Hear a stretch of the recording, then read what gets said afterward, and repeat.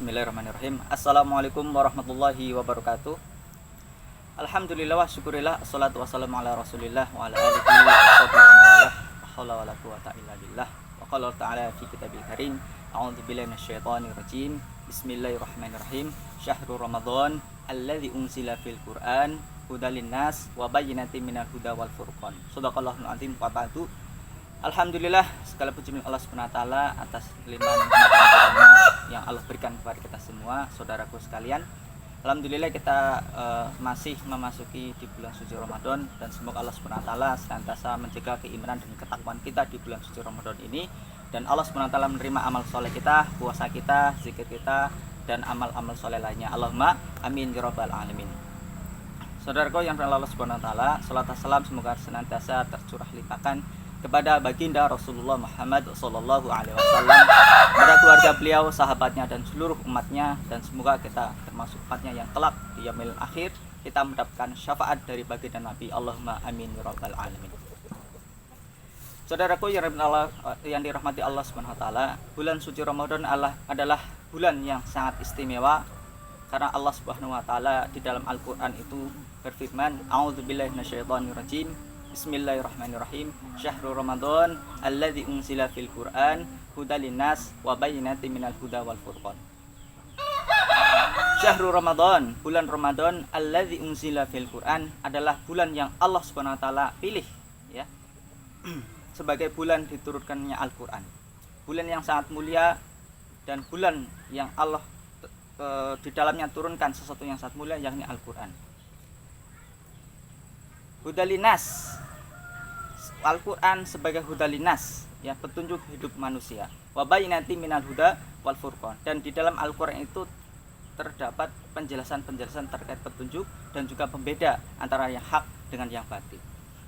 Saudaraku yang dirahmati Allah Subhanahu wa taala, pertanyaannya adalah, sudahkah kita hari ini, ya, menjadikan Al-Quran itu sebagai huda, sebagai petunjuk bagi kehidupan kita, baik dalam ranah pribadi kita, kemudian keluarga kita, dan juga masyarakat di sekitar kita.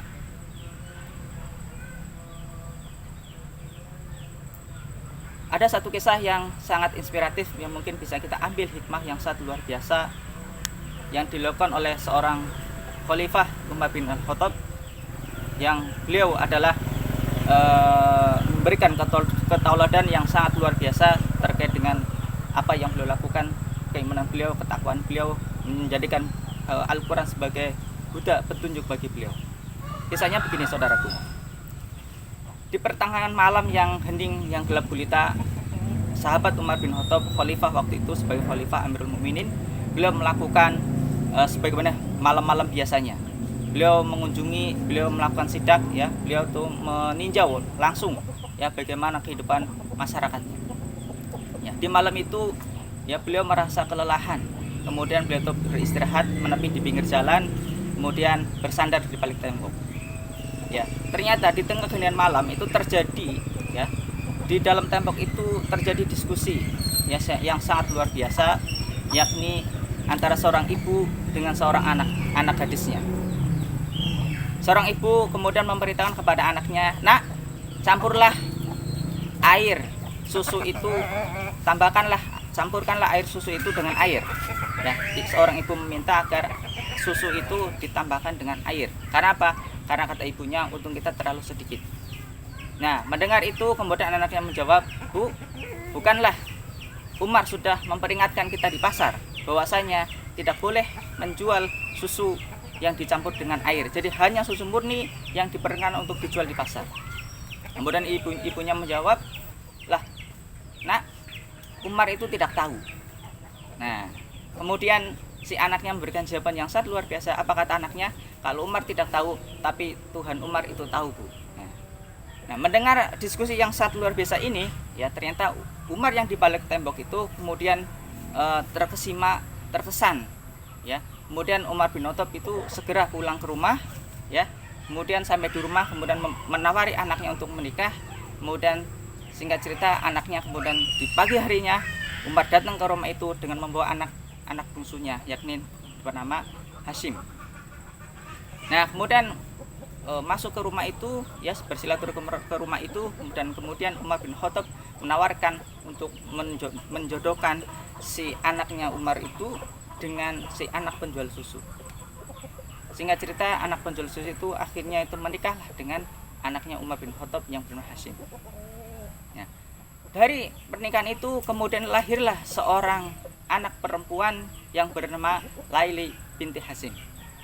Nah, Laili binti Hasyim ini adalah cucu Umar bin Khattab, kemudian tumbuh menjadi gadis yang cantik dan solehah, yang di kemudian hari menikah atau dicintai, disukai, kemudian menikah dengan seseorang yang bernama Abdul Aziz bin Marwan. Nah, Abdul Aziz bin Marwan itu siapa? Abdul Aziz bin Marwan adalah seorang gubernur waktu itu di zamannya Muawiyah radhiyallahu. Nah, dari pernikahan itu Laili binti Hasyim kemudian menikah dengan Abdul Aziz bin Marwan, kemudian lahirlah seorang anak laki-laki yang bernama Umar bin Abdul Aziz. Nah, Umar bin Abdul Aziz inilah yang kelak tumbuh besar menjadi anak yang soleh, yang taat, beriman dan bertakwa kepada Allah Subhanahu wa taala, yang kelak di usia besarnya itu beliau itu menjadi khalifah kaum muslimin yang bernama Khalifah Umar bin Abdul Aziz. Saudaraku yang dirahmati Allah Subhanahu wa taala, kita tahu bagaimana sejarah luar biasa ya, menuliskan bagaimana tinta emas Khalifah Umar bin Abdul Aziz yang membawa kaum muslimin kepada kesejahteraan, kebahagiaan dan ketentraman di mana-mana. Menghadirkan Islam itu sebagai rahmatan lil alamin. Bahkan dalam sejarah mencatat ketika di zaman Umar bin Abdul Aziz tidak ditemukannya mustahik zakat. Zakat dikumpulkan dari kaum muslimin, kemudian tidak ditemukannya orang-orang yang berhak menerima zakat. Karena apa? Sudah sejahtera.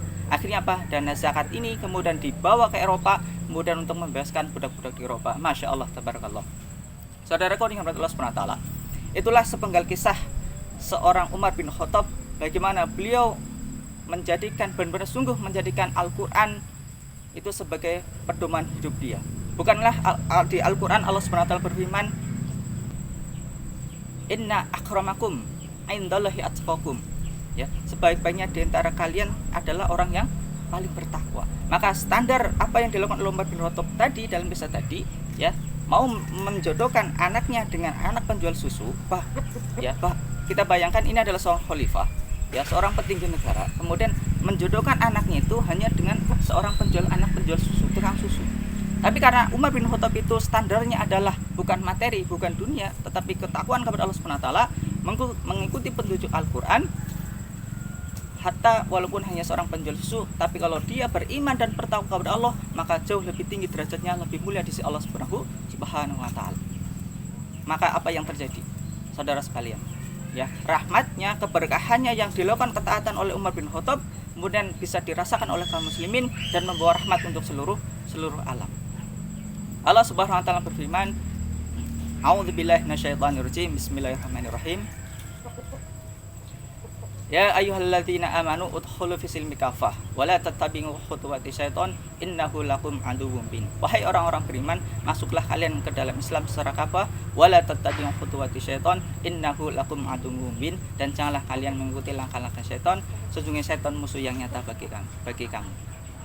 Saudaraku yang dirahmati Allah Subhanahu wa taala, Allah Subhanahu wa taala juga berfirman di dalam Al-Qur'an, A'udzubillahi minasyaitonirrajim. Bismillahirrahmanirrahim. Walau anna ahlal qura amanu wattaqau lafatahna 'alaihim barakatim minas sama'i wal ard. Walau anna ahlal qura amanu wattaqau. Seandainya penduduk negeri itu beriman dan bertakwa. Walau anna ahlal qura amanu wattaqau, beriman dan bertakwa kepada Allah Subhanahu wa taala, penduduk negeri ini, lafatahna 'alaihim barakatim minas sama'i wal ard. Maka Gusti Allah itu akan menurunkan keberkahannya, barokahnya minas sama, dari langit dan dari bumi. Saudaraku yang dirahmati Allah Subhanahu wa taala, ya, di dalam ayat ini mengindikasikan bahwa, ya, keimanan itu dan ketakwaan itu tidak cukup hanya sekedar ketakwaan individu atau keimanan individu saja, atau keimanan dan ketakwaan hanya cukup lingkungan keluarga saja, tetapi apa? Seluruh penduduk negeri, ya, seluruh masyarakat, seluruh negara harus beriman dan bertakwa kepada Allah Subhanahu wa taala. Dari situlah maka akan turun keberkahan dari Allah Subhanahu wa taala minas sama'i wal ard. Jadi tidak hanya mencukupkan diri kaum muslim itu hanya mencukupkan diri hanya ketakwaan individu saja, maka harus ditingkatkan levelnya, yakni ketakwaan keluarga. Dan juga harus ditingkatkan lagi pada level yang paling tinggi adalah ketakwaan dan keimanan dengan takwaan adalah di level masyarakat. Saudaraku yang Allah Subhanahu wa taala. Maka ini menjadi penting bagi kita. Kalau kita melihat kondisi masyarakat kita hari ini, ya, masih jauh daripada nilai-nilai Islam. Ya, hukum tidak ditekan dengan hukum Islam, keadilan tidak ditegakkan, ya, sistem ekonomi yang masih ribawi. Dan ini menjadi PR bagi kita semua. Kalau penduduk negeri ini ingin mendapatkan keberkahan dari Allah Subhanahu wa taala, maka negeri ini harus beriman dan bertakwa kepada Allah Subhanahu wa taala sepenuhnya. Saudaraku yang Allah Subhanahu wa taala, maka ini menjadi tugas kita bersama, ya, untuk menyadarkan seluruh masyarakat kita agar menjalankan Islam itu secara keseluruhan, baik itu di ranah individu, keluarga dan juga masyarakat. Nah, berkaitan dengan masyarakat, ya, masyarakat itu memiliki komponen-komponen, ya. Yang pertama adanya individu-individu, ya, maka harus dibangunlah individu-individu ini yang sadar akan Islam. Nah, kemudian yang kedua, masyarakat itu ada pemikiran yang diemban oleh masyarakat, ya, maka kita harus merubah pemikiran-pemikiran yang jahiliyah, pemikiran-pemikiran yang jauh daripada Islam, kemudian kita rubah menjadi pemikiran-pemikiran yang Islami di tengah masyarakat. Nah, yang ketiga itu masyarakat itu adanya perasaan, ya, perasaan-perasaan yang ada di masyarakat, ya, karena masyarakat ini adalah manusia memiliki perasaan, maka harus menjadikan perasaan mereka adalah perasaan yang disandarkan pada pemikiran Islam, yakni agar perasaannya adalah perasaan Islam.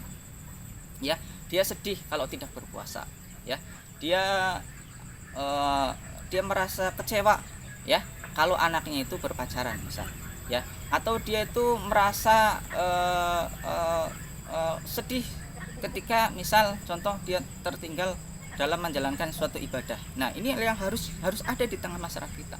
Nah, yang terakhir, yang keempat adalah masyarakat itu adanya peraturan, adanya hukum yang mengatur kehidupan masyarakat. Nah, berkaitan dengan hukum yang mengatur kehidupan masyarakat, ya, maka peraturan yang ada di tengah masyarakat yang mengatur kehidupan masyarakat satu dengan yang lain, interaksi satu dengan yang lain, ketika ada persoalan masyarakat yang satu dengan anggota masyarakat yang lain, maka harus ditekankan hukum Islam, ya. Nah, inilah yang menjadi komponen dasar, ya, yang ada dalam masyarakat, yang kalau hari ini kita merasa, kita lihat, yang kita bersedih, kita prihatin masyarakat hari ini adalah masyarakat yang jauh daripada nilai Islam, maka yang dirubah adalah satu, ya, individunya harus individu yang soleh, ya. Yang kedua,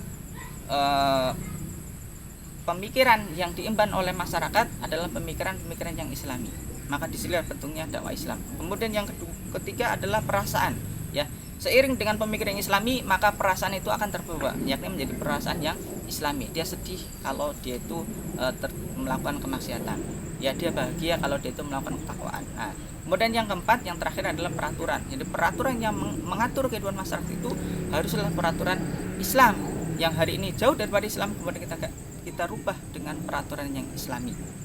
Saudaraku yang dirahmati Allah Subhanahu wa taala, ini adalah tanggung jawab kita bersama, ya. Ini adalah tanggung jawab seluruh kaum muslimin untuk menjadikan Islam itu berada di level yang paling tinggi, yakni mengatur kehidupan pribadi, kehidupan keluarga dan juga kehidupan masyarakat secara keseluruhan. Saudara yang dirahmati Allah Subhanahu wa taala, ya.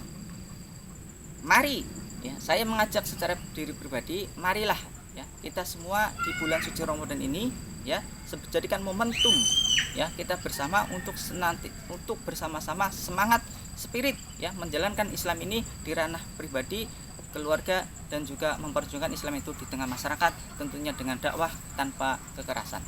Saudaraku yang dirahmati Allah Subhanahu wa taala, mungkin itu yang bisa saya sampaikan di kesempatan kali ini, yang intinya adalah kita sebagai seorang muslim memiliki tanggung jawab, ya, ketika kita sudah menjadi orang yang baik, kita punya tanggung jawab itu memperbaiki keluarga dan juga memperbaiki masyarakat kita, karena itu adalah tanggung jawab kita, karena itu adalah umat kaum muslimin, umat kita bersama. Karena kelak di yaumil akhir kita akan diminta pertanggungjawaban itu semua, karena hari ini Islam itu jauh daripada itu semua. Saudaraku yang Allah Subhanahu wa taala, mari kita jadikan momen Ramadan ini sebagai momen perjuangan, ya, untuk menghadirkan, untuk memperjuangkan Islam hadir di tengah-tengah masyarakat kita dengan tegaknya syariah dan khilafah. Saudaraku ya Allah Subhanahu wa taala, mungkin itu yang bisa saya sampaikan. Kurang lebihnya mohon maaf. Saya ucapkan jazakumullahu khairan katsiran. Akhirul kalam. Assalamualaikum warahmatullahi wabarakatuh.